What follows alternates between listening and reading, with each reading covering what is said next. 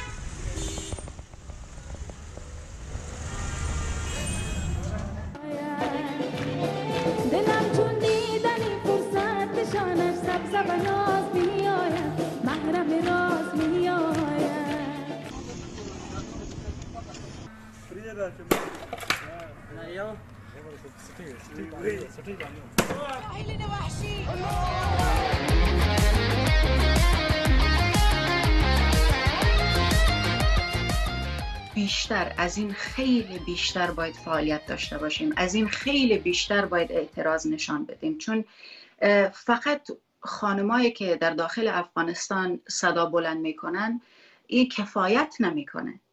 یعنی تجربه های سختی که من در زندگی شخصی و هنری خودم داشتیم مرا به این درک رسانده که نباید ناامید شد و سر خم کرد به بی‌عدالتی و خراف.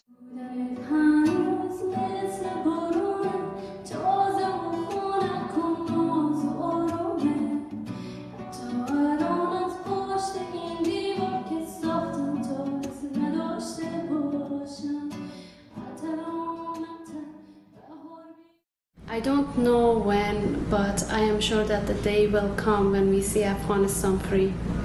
This thought, this wish is what gives me hope to continue doing what I do and to prepare myself to better help Afghanistan once we can return.